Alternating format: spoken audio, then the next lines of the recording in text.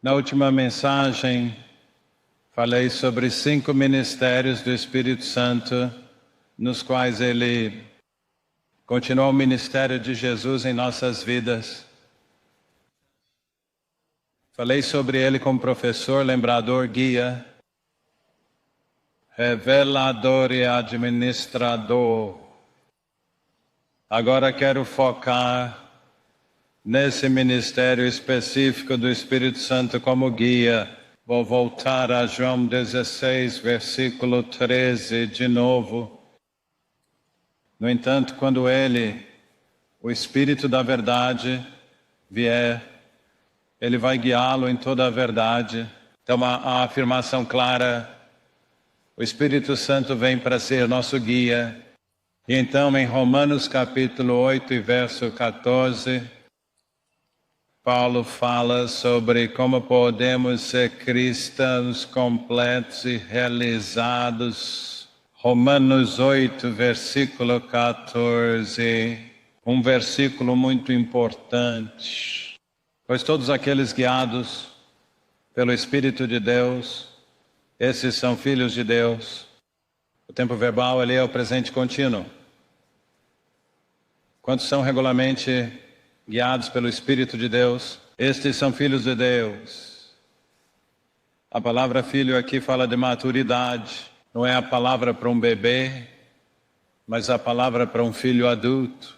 Para nos tornarmos filhos de Deus, temos que nascer de novo do Espírito de Deus. Jesus falou sobre isso muito claramente em João capítulo 3. Mas uma vez que nascemos de novo, para crescermos e nos tornarmos maduros e completos, precisamos ser guiados regularmente pelo Espírito Santo. Agora, a triste verdade é que muitos cristãos que nasceram de novo nunca realmente seguiram a liderança do Espírito Santo. Como consequência, não alcançam a maturidade. Eles não se tornam o tipo de cristão completo e pleno que Deus pretende. Então, eu vou tentar lidar com esse tema de ser guiado pelo Espírito Santo. Há 2 formas alternativas reveladas na Bíblia para alcançar a justiça com Deus. Eles são extremamente importantes.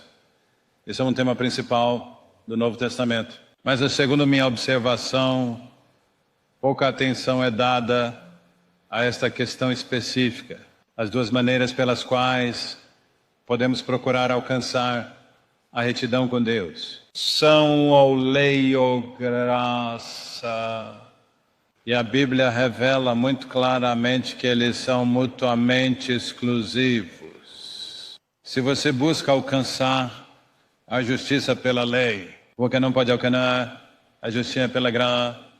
Por outro lado, se você busca alcançar a justiça pela graça, então você não pode fazer isso seguindo a lei. Isso é tremendamente importante porque, novamente, eu posso estar falando apenas sobre um assunto limitado, a área da igreja cristã com a qual estou familiarizado, mas vejo a maioria dos cristãos tentando misturar lei e graça, parcialmente pela lei, parcialmente pela graça. A verdade é que eles realmente não entendem nenhum dos dois. Agora, eu acho que todos nós sabemos basicamente o que é a lei. Lei é um conjunto de regras que você tem que seguir. E se você seguir todas as regras o tempo todo, então você é feito justo. Isso ante a justiça.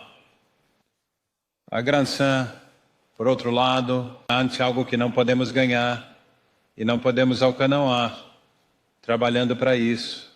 Se você está trabalhando por algo ou buscando ganhá-lo, não é graça.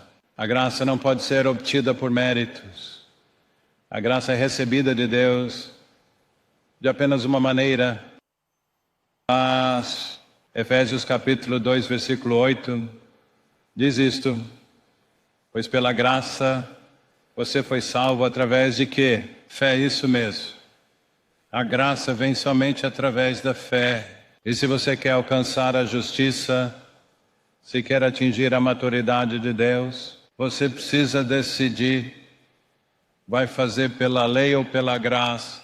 E se você seguir meu conselho e o conselho da Bíblia, não tentará fazer isso pela lei, porque a Bíblia diz que ninguém jamais alcançará a justiça com Deus seguindo a lei. Vamos ver alguns dos requisitos da lei. O princípio básico que você tem que entender é este: ser justo mantendo a lei. Você tem que seguir toda a lei o tempo todo. Não basta cumprir toda a lei apenas algumas vezes, e não é suficiente cumprir parte da lei o tempo todo. Mas você tem que cumprir toda a lei o tempo todo, senão não é justo pela lei. Vamos olhar alguns exemplos, passagens da Escritura, Deuteronômio, capítulo 27, e verso 26.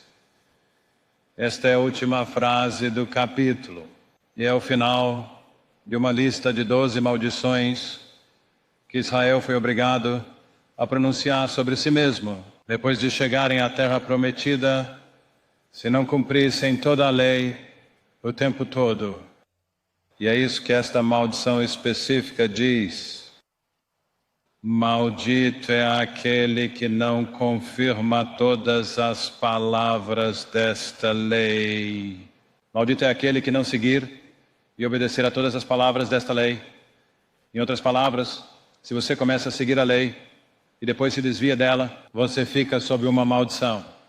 E Paulo retoma esse tema no Novo Testamento, na Epístola aos Gálatas, capítulo 3. Ele diz e cita este versículo, aquele que citamos de Deuteronômio, capítulo 3, versículo 10. Pois todos quantos são das obras da lei estão debaixo da maldição. Pois está escrito, e agora está citando o versículo que vemos, mas ele amplifica um pouco.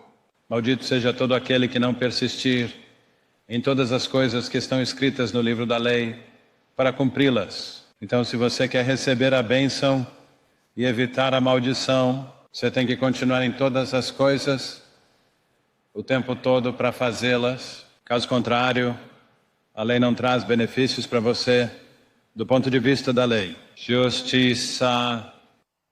E então a Epístola de Tiago, capítulo 2, versículo 10 e 11. Tiago falando sobre a mesma questão. Ele diz: pois quem quer que guarde toda a lei e ainda tropece ou falhe em um ponto, é culpado de tudo. Para quem disse não cometas adultério, também disse não matarás. Agora, se você não cometer adultério, mas cometer assassinato, você se tornou um transgressor da lei. Você não pode escolher os mandamentos que acha importantes e dizer que vou cumprir esses e os outros não. Você tem que cumprir cada mandamento o tempo todo, ou a lei não te beneficia como meio de alcançar a retidão. Veja, minha experiência é muitas vezes as pessoas acham que será do bem se seguirem a maior parte da lei, algumas vezes. Na verdade, a mente natural do homem só consegue pensar em uma maneira de alcançar a justiça, que é cumprir uma lei. Quando eu era um soldado no exército britânico e me tornei cristão, eu costumava falar sobre salvação com meus colegas soldados que não eram cristãos. E percebi, quase invariavelmente, que cada um deles respondia de maneira semelhante. Ele vinha com uma pequena lista de regras que seguia. Cada um tinha seu próprio conjunto de regras e tentava me convencer de que estava tudo bem, porque seguia algumas regras. E cada um fez uma lista das regras que cumpria e omitia as regras que não cumpria. Eu não cometo adultério, eu não fico bêbado, eu não... Na verdade, não havia muitos, eu não faço, realmente, no exército britânico. Mas eles procuravam alguns, e eles meio que usavam isso, como se estivesse tudo bem, como se isso justificasse.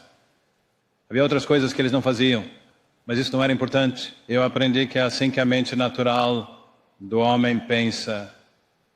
Quando pensamos em ser justos, cada um de nós, muitas vezes isso se transforma em uma espécie de lista de regras. E pensamos, bem, eu tenho que manter isso, eu tenho que manter aquilo. Agora, a Bíblia diz que não há nada de errado em guardar a lei, se você a cumprir integralmente o tempo todo. Beleza? Se você conseguir fazer isso. Louvado seja Deus. Mas então a Bíblia continua a dizer que, na verdade, ninguém jamais tem sucesso. Isso está muito claramente declarado em várias passagens. Vamos olhar apenas duas delas. Em Romanos capítulo 3 e o versículo 20. Romanos 3:20. Portanto, pelas obras da lei, ou pela observância da lei, nenhuma carne será justificada aos olhos de Deus, pois pela lei vem o conhecimento do pecado. Então Paulo diz que nenhuma carne, ou seja, nenhum ser humano, alcançará a justiça aos olhos de Deus seguindo uma lei. Então você pode argumentar, bem, porque Deus deu a lei de Moisés. E Paulo diz que um dos resultados da lei é que ela mostra que somos pecadores. Isso não nos torna justos, mas mostra que precisamos ser salvos. A lei nunca foi dada por Deus para tornar alguém justo.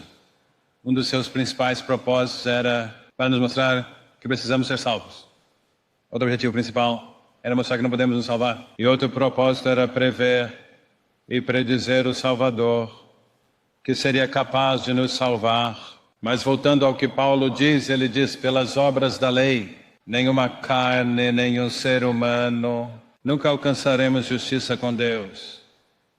E se voltarmos a Gálatas, capítulo 2, e o verso 16, siga a ciência, está no meio de uma frase, mas não vamos revisar a frase inteira, sabendo que um homem não é justificado pelas obras da lei. A questão é, queridos amigos, vocês sabem disso? Sabendo que um homem não é justificado pelas obras da lei, mas pela fé em Jesus Cristo. Até nós acreditamos em Cristo Jesus, para que possamos ser justificados pela fé em Cristo e não pelas obras da lei, pois pelas obras da lei nenhuma carne será justificada. Então, novamente, muito enfático, ninguém jamais alcançará a justiça seguindo uma lei. Acreditamos em Cristo para sermos justificados pela fé, não pelas obras da lei.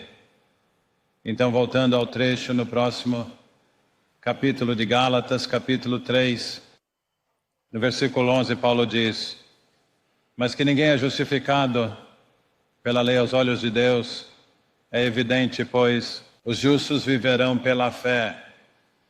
E ele está citando o profeta Abacuque. E então ele diz, contudo a lei não é de fé, mas o homem que as fizer, viverá por elas. Se você consegue cumprir toda a lei, o tempo todo, você viverá dessa maneira, será justo aos olhos de Deus.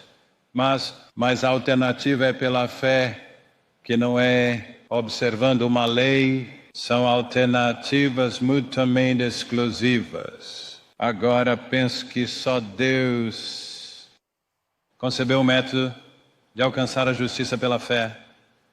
Acredito que por conta própria, o homem natural nunca conceberia tal maneira de justiça. Pelo que sei, toda outra religião tem uma maneira de alcançar a retidão, que é fazer algo.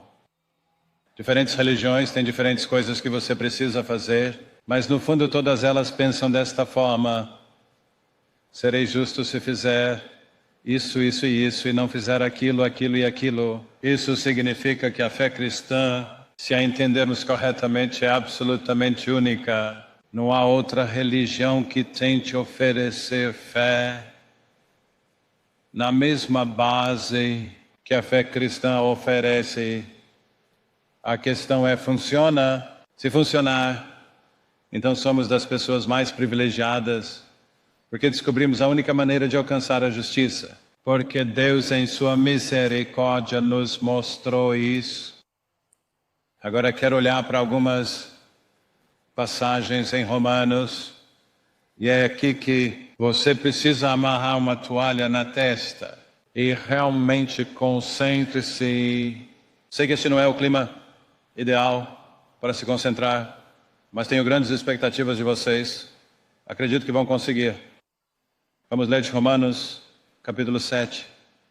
Eu não sabia como seria o clima ou a situação quando eu organizei isso.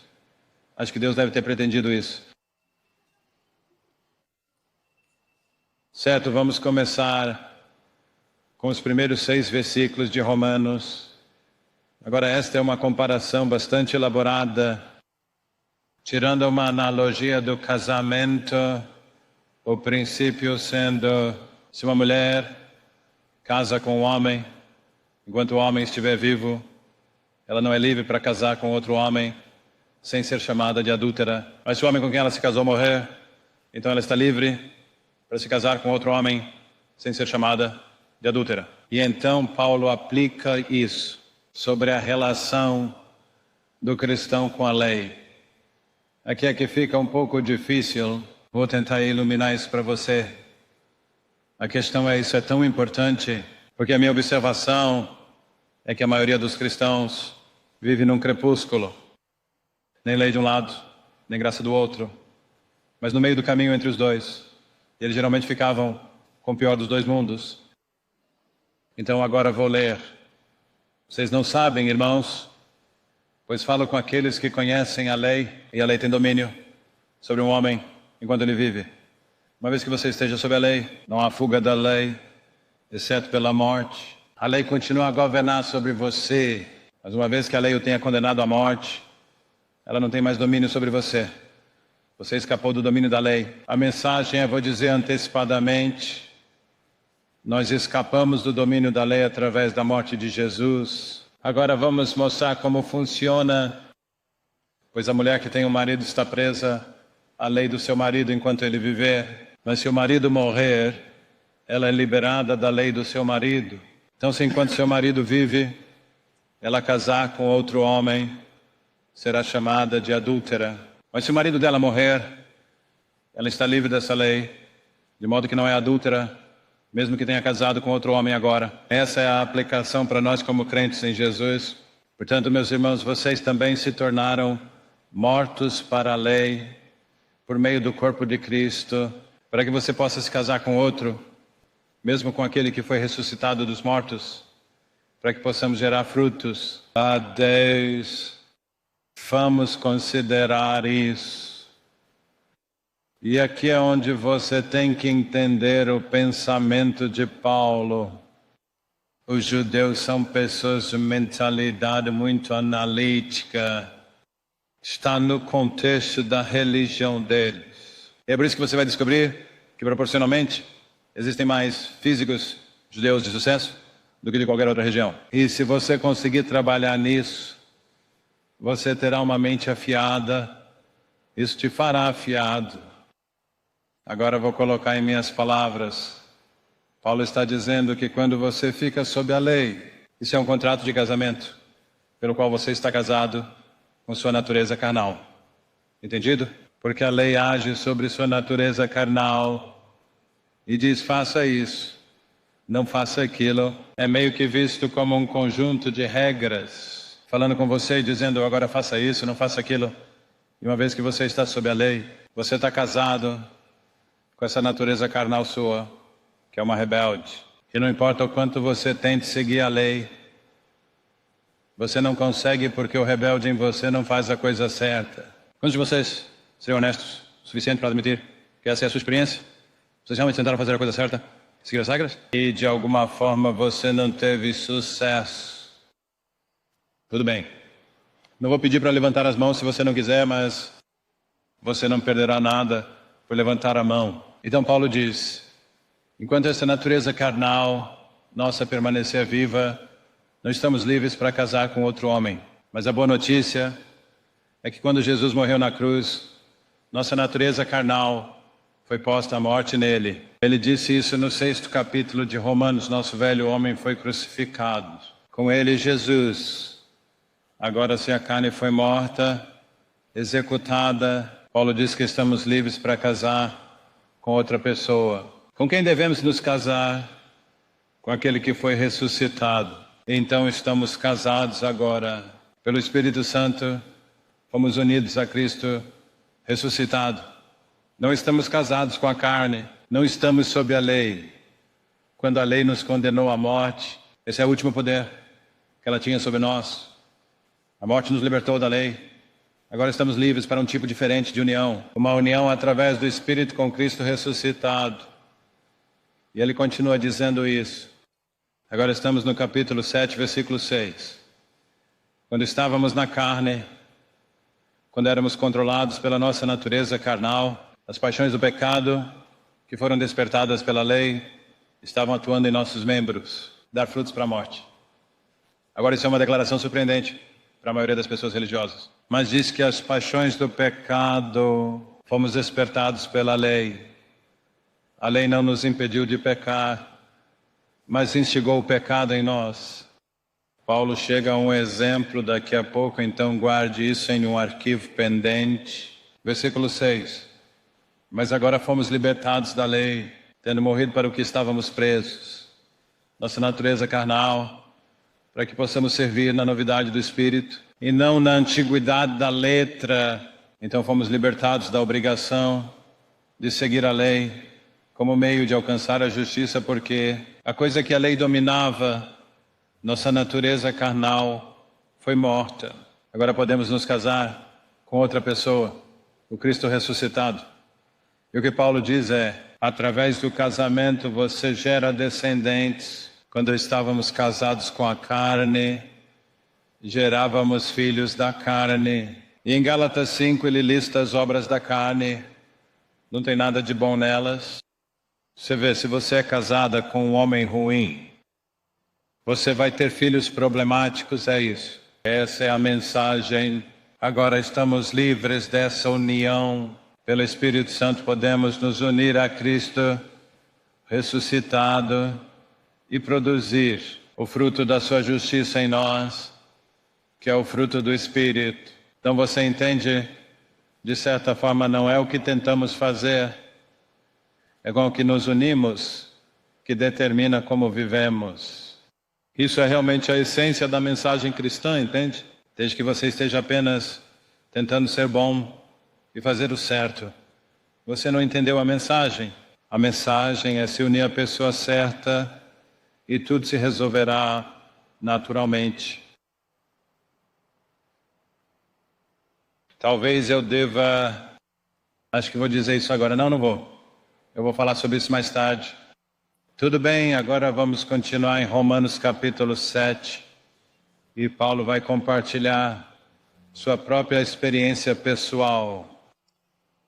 Isso é encorajador, porque se aconteceu com Paulo, pode acontecer com você e comigo. Ele diz, o que diremos então? A lei é pecado? A lei foi ruim? Foi errado? Claro que não. Pelo contrário, eu não teria conhecido o pecado, a não ser por meio da lei. Pois eu não teria conhecido a cobiça, a não ser que o Senhor dissesse, você não deve cobiçar. Então foi um mandamento, você não deve cobiçar, que me fez perceber a cobiça. Veja, antes disso eu não estava ciente disso. Mas o pecado, aproveitando a oportunidade pelo mandamento, produziu em mim todo tipo de desejos malignos. Pois a parte da lei o pecado foi condenado. Eu estava vivo uma vez sem a lei, mas quando veio o mandamento, o pecado reviveu e eu morri. Agora, você pode refletir sobre isso, mas deixe-me sugerir que é verdadeiro pela experiência. Vou compartilhar minha própria experiência, acho que já compartilhei anteriormente em outra sessão. Quando fui confirmado na igreja anglicana, aos 15 anos, pela primeira vez, percebi que precisava ser muito melhor do que era. Então eu aprendi todas as perguntas, memorizei todas as respostas. E eu disse, agora que estou confirmado, vou ser melhor. E eu estava bem sincero. O problema era, quanto mais eu tentava ser bom, mais rápido eu ficava mal. Eu não era tão ruim até tentar ser bom, porque eu mexi com algo em mim. Eu não sabia o que era. É o que Paulo chama de velho homem, o rebelde, a carne. E ele não faria a coisa certa. Bem, minha solução depois de cerca de 6 meses foi nisso não funciona para mim. Eu disse que talvez funcione para algumas pessoas, mas para mim não funciona. E naqueles dias na igreja anglicana nós orávamos a confissão geral todo domingo de manhã, e entre outras coisas, dizíamos, não sei se ainda dizem, perdoa-nos, miseráveis ofensores. Então, com minha atitude rebelde de adolescente, eu disse, bem, se tudo que a religião pode fazer é me tornar um miserável ofensor, posso ser um transgressor sem religião e não tão infeliz. Então essa foi minha decisão pessoal. Não estou justificando o que estou fazendo, mas estou apontando para você que é quando você realmente tenta fazer a coisa certa com suas próprias forças, que você percebe que não consegue. Quanto mais você tenta, menos você tem sucesso.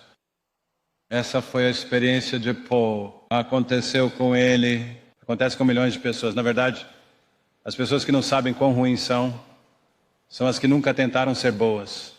Entende? Até você tentar ser bom, você não sabe com o que está lutando. Isso é universal. Veja, no velho é o velho. Ele não é o velho chinês, nem o velho russo, nem o velho britânico. Porque tudo remonta ao nosso primeiro antepassado Adão, que era um rebelde. Ele nunca gerou filhos até se tornar um rebelde. E todo descendente de Adão tem a natureza de um rebelde dentro dele, que Paulo chama de carne, o homem velho. E até que a lei chegue, podemos ficar bastante felizes e contentes. Bem, eu sou tão bom quanto os outros, não sou tão mau afinal. Mas quando vemos a lei e dizemos que é correto, é isso que eu preciso fazer, é assim que eu preciso viver, é quando descobrimos o que realmente está dentro de nós, entende? O propósito da lei, o propósito principal é trazer o pecado à luz, porque caso contrário, podemos ser enganados durante toda a nossa vida, sem saber como realmente somos por dentro. Deixe-me continuar lendo. Paulo diz que o mandamento é do versículo 10, que era para trazer vida. Descobri que traz morte pelo pecado, tirando proveito do mandamento. Me enganou e por isso me matou. É como se o pecado fosse uma espécie de assassino. É quase como se o pecado fosse personificado. E estava apenas esperando uma oportunidade para me atacar. Então quando me deparei com o mandamento, ele disse que era isso que eu ia fazer. O pecado me enganou e por isso me mata. Agora Paulo diz, portanto a lei é santa. O mandamento, santo e justo e bom. Paulo está dizendo que não há nada de errado com a lei. Não é aí que o problema está. O problema está em você e em mim. Então ele levanta essa questão. O que é bom se tornou morte para mim. De maneira nenhuma. Mas o pecado, para que parecesse pecado, estava produzindo morte em mim através do que é bom. Para que o pecado, por meio do mandamento, se tornasse extremamente pecaminoso. Em outras palavras, o resultado do mandamento é trazer o pecado à tona e nos mostrar o quão perverso e como é mau e como somos impotentes para lidar com isso. Esse é o propósito do mandamento. Existem outros propósitos, mas esse é o principal. Paulo prossegue. Pois sabemos que a lei é espiritual, mas eu sou carnal, vendido sob o pecado.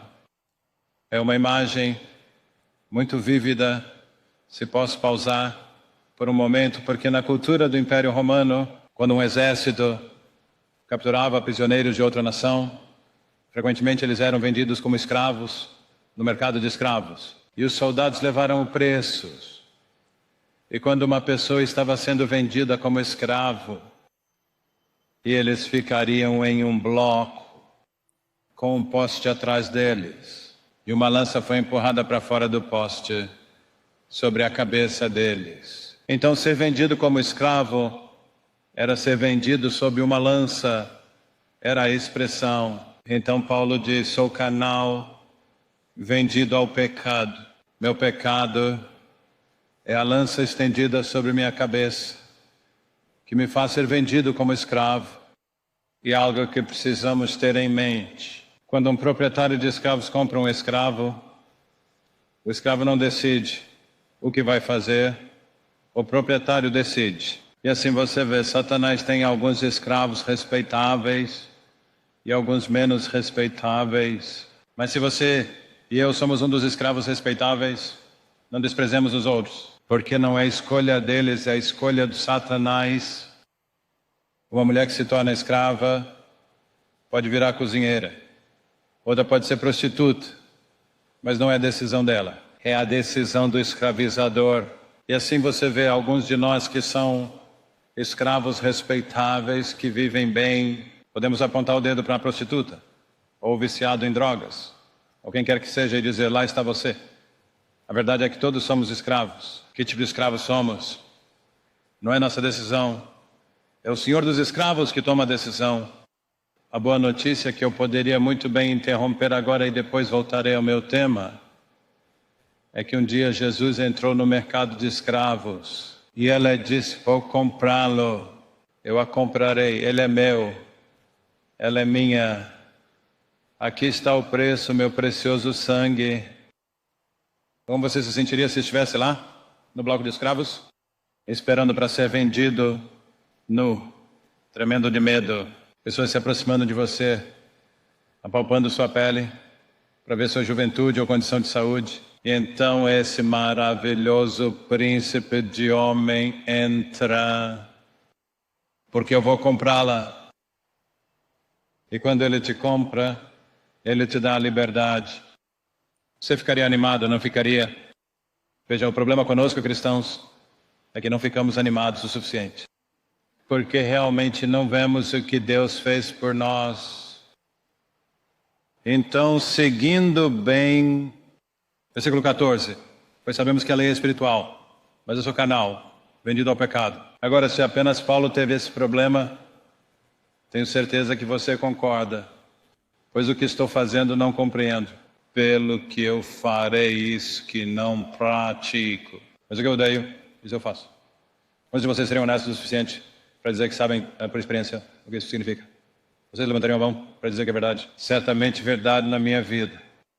Tudo bem, e Paulo diz, eu não entendo. Aqui estou eu querendo fazer a coisa certa. Eu consigo me lembrar de meses em que lutei com esse problema. Não entendo porque essas coisas me escravizam. No fim decidi ser um bom escravo.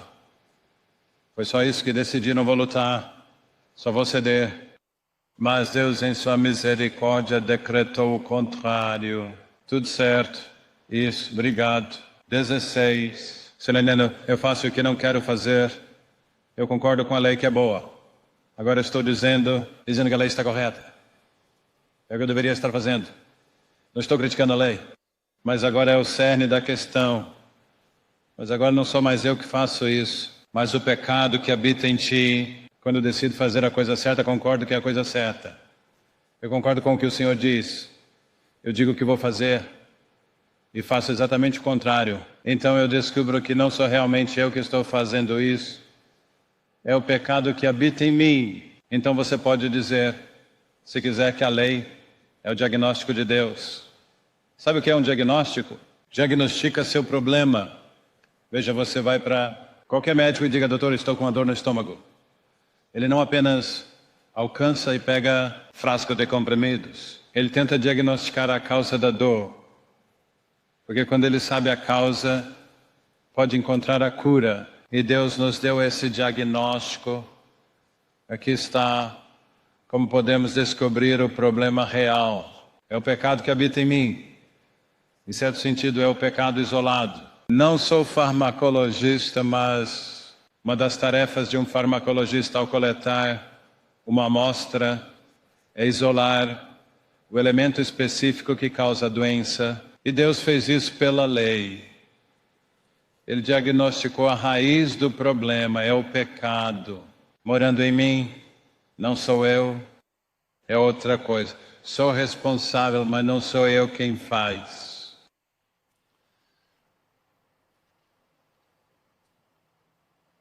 Tudo bem agora, vamos voltar, vamos seguir por outro caminho. Dissemos que não podemos alcançar a justiça com Deus seguindo uma lei. Não porque há algo errado com a lei, mas por causa desse problema em nós. Basicamente você tem que chegar a esse ponto se realmente for aceitar o caminho da justiça de Deus. Agora, né, o caminho de Deus é a graça, não a lei. Graça é a bondade de Deus que não merecemos. Acho que as pessoas religiosas acham difícil aceitar a graça de Deus, porque eles pensam que tem que fazer algo para merecer. Agora, quando me salvei, parei de ser religioso e mergulhei de cabeça em tudo. Salvo, batizado no Espírito Santo, recebi dons do Espírito Santo em uma semana. Ao mesmo tempo, o outro soldado, que foi comigo para a mesma reunião, era muito religioso. E levou semanas para entender o que eu entendi em poucos dias, porque ele continuava tentando ganhá-lo, entende? Ele achava que tinha que ser bom o suficiente para conseguir. Eu falei com dezenas de pessoas que não aceitam o batismo no Espírito Santo, porque pensam que tem que ser bons o suficiente para merecê-lo. Você nunca será bom o suficiente para merecer o batismo no Espírito Santo. Nada que você faça será suficiente para que Deus, a terceira pessoa, venha habitar em seu corpo físico. É pela graça. Vamos dizer isso juntos. A graça não pode ser conquistada. Você vai dizer isso. A graça não pode ser conquistada. Isso mesmo. Vire-se para a pessoa ao seu lado e diga que a graça não pode ser conquistada. Tudo bem, então estamos falando sobre algo que, se Deus não tivesse escolhido fazer, nunca teria acontecido. Nunca entenderemos a graça de Deus, mas podemos recebê-la. Tudo bem, agora estamos chegando ao cerne desta questão, que é ou é pela lei ou pela graça, mas não dá para ter os dois. Romanos 6, versículo 14. Agora Paulo está falando com pessoas que receberam a graça de Deus. E ele diz, pois o pecado não terá domínio sobre vocês, pois você não está sob a lei, mas sob a graça. Note, eles são mutuamente exclusivos. Se você está sob a lei, não está sob a graça. Se você está sob a graça, não está sob a lei. Não pode estar sob ambas. E note também, ele diz que o pecado não terá domínio sobre você, porque você não está sob a lei. Qual é a implicação? Se você está sob a lei, o pecado terá domínio sobre você. Viu só? Esse verso é muito importante. Nos ensina duas coisas. Se tentarmos alcançar a justiça pela lei, o pecado terá domínio sobre nós. Em segundo lugar, se queremos alcançar a justiça pela graça, não podemos alcançá-la pela lei. Precisamos decidir, ou de outro. Então, se você continuar olhando em Romanos 8, até o versículo 14, já vimos isso. Pois todos os que são guiados pelo Espírito de Deus, esses são filhos de Deus. Como vivemos como filhos de Deus? Mantendo um conjunto de regras. Não, porque ao sermos guiados pelo Espírito Santo, essa é a única maneira de vivermos como filhos maduros de Deus. Vamos para Gálatas, e lá você vai ver que tem muita correspondência entre Romanos e Gálatas. Capítulo 5 de Gálatas, Gálatas 5 e versículo 18. Mas se você é guiado pelo Espírito, não está sob a lei. Viu só? Como você pode se tornar um filho de Deus? Sendo guiado pelo Espírito. Mas se você for guiado pelo Espírito, não está sob a lei. Não dá para ter tudo. É preciso escolher. Na verdade, para a maioria dos cristãos que professam a fé, a lei ou um conjunto de regras é como uma muleta. Eles mancam se apoiando em muletas. Deus diz para jogar a muleta fora e confiar nele. E nós dizemos, mas o que farei sem a muleta? Quer dizer, descobri que assusta as pessoas confiar na graça de Deus. Realmente se comprometer com isso. Todos nós queremos nos apegar a um pequeno conjunto de regras que seguimos. Isso é nossa muleta. Não funciona. Vamos ver em 2 Coríntios capítulo 3 por um momento. Gostaria de ler os 3 primeiros versículos. Esses versículos sempre me abençoam e sempre me desafiam.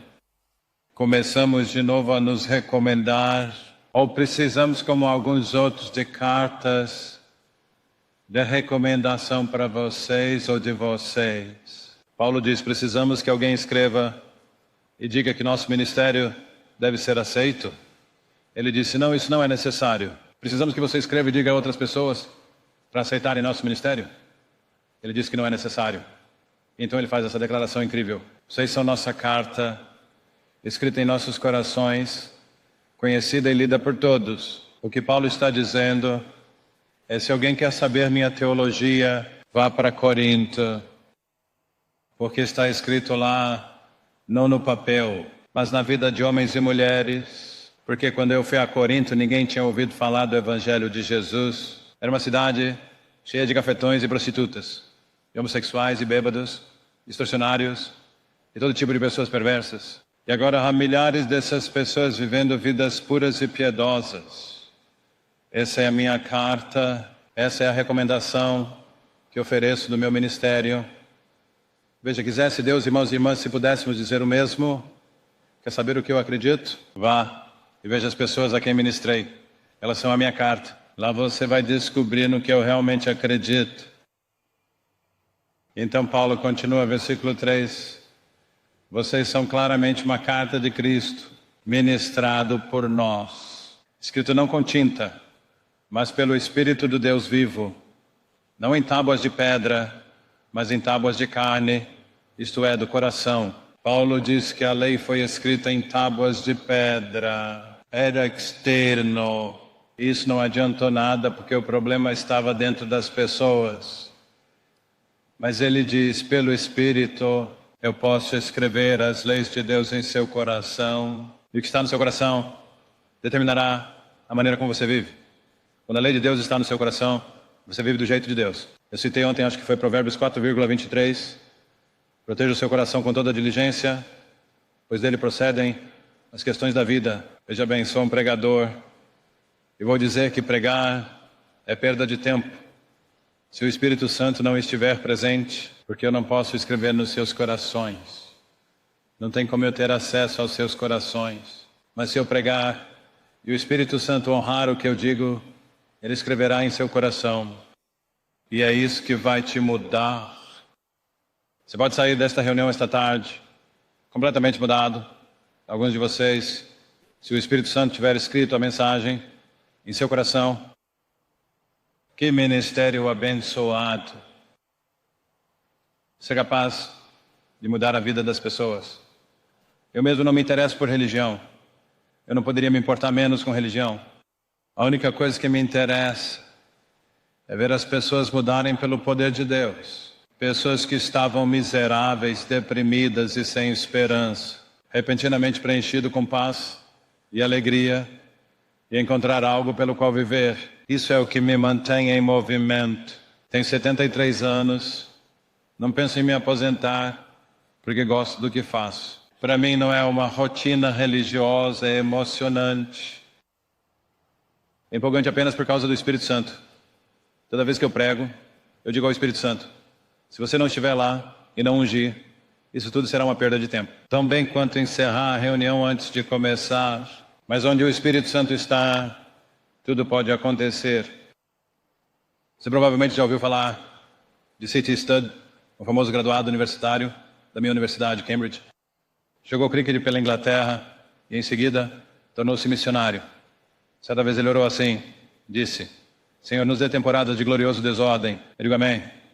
Senhor, estou cansado da mesma ordem religiosa, que continua fazendo a mesma coisa, semana após semana, e nunca muda nada nem ninguém. Não me importa se as pessoas ficarem de cabeça para baixo, desde que mudem. Tenha em mente, isso pode mudar as pessoas também. Tudo bem? Então vamos tentar tornar claro sobre o que estamos falando. O caminho de Deus para justiça e santidade não é lutar, mas cedendo. Entendeu? Vou dizer de novo, não resistindo, mas cedendo. Cedendo ao Espírito Santo. Chegue ao fim dos seus esforços e diga, Espírito Santo, assuma. Eu não posso lidar com essa situação, mas você pode. Não significa que você não precisa de força de vontade. Não significa que você tem que usar sua força de vontade de maneira diferente. Você tem que usar a sua força de vontade para não tentar fazer sozinho. Agora, se eu sou uma pessoa muito independente e de opinião forte, meu instinto natural é sempre que tem um problema, pensar na solução. Levou-me anos para chegar ao ponto onde eu não faço isso. Eu digo, Senhor, qual é a sua solução? E muito frequentemente é bem diferente de tudo que eu poderia imaginar. A vida cristã não é uma vida de luta. É uma vida de entrega ao Espírito Santo que habita em nós. E então não é esforço, mas união. Você viu o que discutimos no começo do capítulo 7 de Romanos? A pergunta é: a quem você está unido? Se você está casado com sua natureza carnal, você produzirá as obras da carne. Você pode se esforçar quanto quiser, mas essa é uma lei biológica. Mas se pelo Espírito Santo você estiver unido a Cristo ressuscitado, através dessa união você produzirá o fruto do Espírito. Você entende? Deixe-me dizer isso novamente, não é lutar, mas sim entregar-se. Você diria isso, não é lutar, mas entregar-se. Não é esforço, mas união. Não é esforço, mas união. Vamos olhar para João 15 por um momento. Esta é a parábola da videira e dos ramos. Jesus está falando, nós apenas observamos 3 versículos. Primeiro, verso 1. Eu sou a verdadeira videira. Meu pai é o agricultor da videira. Suponho que vocês não tenham... Vocês têm videiras nesta parte do mundo? Provavelmente não, mas enfim, são árvores frutíferas que precisam de uma poda muito cuidadosa. Se você não podar uma videira na época certa do ano, da maneira certa, ela deixa de produzir uvas. Jesus disse: eu sou a videira, meu pai é quem faz a poda. Então ele continua dizendo nos versículos 4 e 5, para seus discípulos: permaneçam em mim e eu em vocês.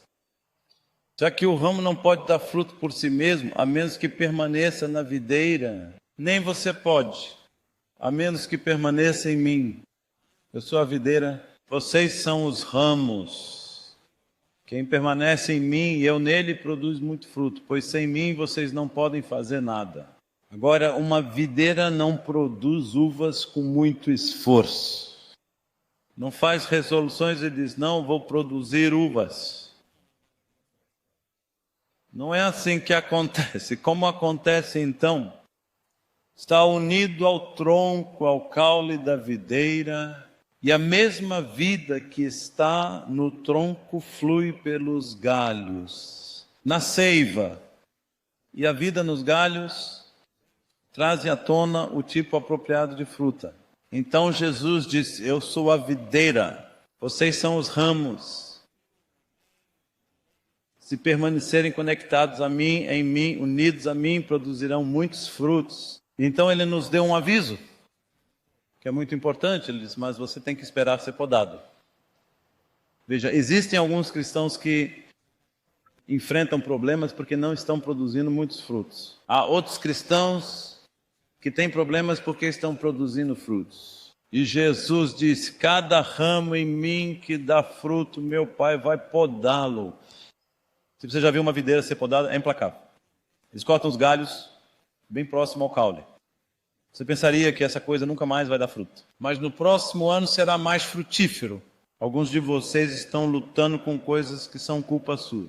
Mas muitos de vocês estão lutando com coisas que são resultado de dar frutos. O Pai está podando vocês. Não desista. Não diga: bem, por que isso deveria acontecer comigo? Eu sinceramente tentei servir ao Senhor. Realmente fiz o meu melhor e fiz isso, isso e isso. É por isso que aconteceu. Você produziu fruto, agora você vai ser purificado. Você pode suspirar aliviado e dizer: graças a Deus. Glória a Deus é um bom sinal, entende? Mas a mensagem que quero passar é que não se trata de esforço. Todo o seu esforço não vai adiantar.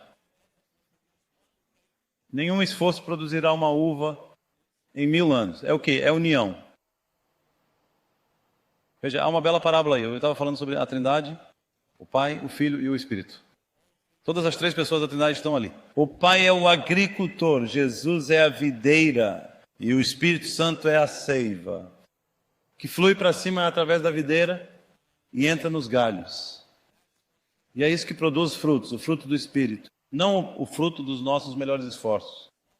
Não o fruto da religião, mas o fruto do Espírito. Agora deixe-me contar uma pequena parábola que usei para tentar tornar isso vívido para as pessoas. Eu quero dizer, eu falo por experiência própria. Essas coisas são reais para mim porque eu passei por elas. Eu lutei, eu tentei ser mais religioso. Me esforcei mais. Fiquei tão frustrado que não sabia o que fazer. Mas eu aprendi que isso faz parte do processo que torna alguém cristão.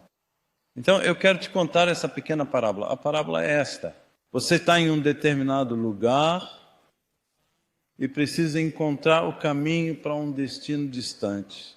Por terras que você nunca explorou. E você tem duas opções. Pode ter um mapa ou você pode ter um guia pessoal. Você entende a parábola? O mapa é a lei, é perfeito. Cada detalhe está exatamente correto. O item na geografia está corretamente marcado. Ou você pode dizer, eu não vou levar o homem, vou querer um guia pessoal. Quem é o guia pessoal? O Espírito Santo, exatamente. Então, o que acontece? Você tem esse jovem, formou-se na universidade, ele é forte, ele é inteligente, ele é bastante independente. Deus pergunta o que você quer, o mapa ou o guia? Bem, ele diz, sou bom em ler mapas, vou ficar com o mapa. E ele segue pela estrada, sabendo a direção certa a seguir, o sol está brilhando, os pássaros estão cantando, ele se sente feliz, ele diz, isso é moleza. Cerca de 3 dias depois, ele está no meio de uma selva. É meia-noite, está chovendo muito, e ele está à beira de um precipício. E ele não sabe se está voltado para o norte, sul, leste ou oeste. E uma voz suave lhe diz, posso ajudá-lo? E ele diz, ó Espírito Santo, eu preciso de ti. Eu preciso de ti. O Espírito Santo diz, dê-me sua mão. Eu vou tirar você daqui.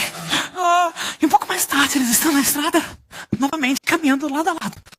Então ele percebe, eu fui bem bobo em entrar em pânico só por estar naquela selva. Eu poderia ter me virado sozinho. Então ele se vira, o guia já não está lá. Então ele disse, bem, eu posso me virar sozinho, lá se senta.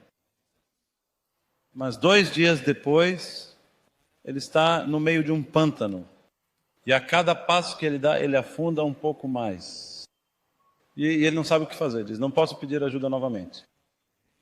Da última vez que pedi, não fiz a coisa certa. O Espírito Santo diz, deixe-me ajudar. E lá vai ele para a estrada novamente partindo.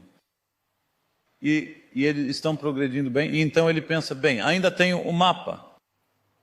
E ele tira o mapa e diz para o Espírito Santo, talvez você gostaria do mapa. E o Espírito Santo diz, obrigado, eu sei o caminho, não preciso do homem. Ele disse, na verdade, eu que fiz o mapa. Então, a minha pergunta para você e para mim é, com que frequência isso precisa acontecer? Quantas vezes voltaremos a confiar em nossa própria sabedoria e astúcia e desprezando o Espírito Santo? Há uma outra imagem que é retirada do 24º capítulo de Gênesis. É muito, muito simples. É essa história de como Abraão conseguiu uma noiva para seu filho Isaque. Lembra da história? Ele enviou seu mordomo de volta para a terra da Mesopotâmia para encontrar um parente de sua própria família. Isso é uma parábola, entende? É história, mas é uma parábola. Abraão é um tipo de Deus Pai.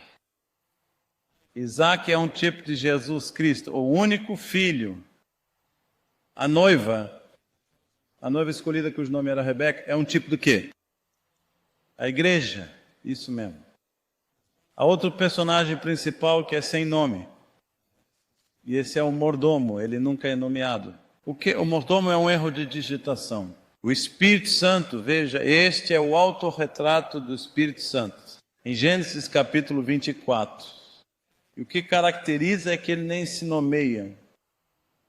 Então o mordomo sai e leva 10 camelos com ele. com todo tipo de equipamento e carregado de presentes. Porque ele vai escolher uma salmoura. E no Oriente, sempre que você faz uma escolha significativa e constrói um relacionamento, quero dizer no Oriente Médio, você sempre dá um presente. E se você recebe o presente, recebe a pessoa. Se recusar o presente, recusa a pessoa. É um momento absolutamente crítico. Eu vivi naquela parte do mundo e eu te digo, camelos carregam muito. Quer dizer, eles podem carregar uma quantidade imensa de bagagem. Então temos 10 camelos. Ele chega ao local onde está o poço, faz uma oração e agora diz, vou pedir a uma das jovens que saem para buscar água. E deixa que for a mulher escolhida me dizer, eu vou tirar água para você e para seus camelos. E lembre-se, um camelo pode beber 150 litros de água. Então 10 camelos são 400 galões de água. Bem, aí vem Rebeca. E o mordomo diz, me dê algo para beber. E ele disse, com certeza, e eu vou tirar para seus camelos. E ele diz, esta é a menina. E deixe-me dizer que isso é fé com esforço. Requer muita força para tirar água para 10 camelos. E então ele tira isso lindo.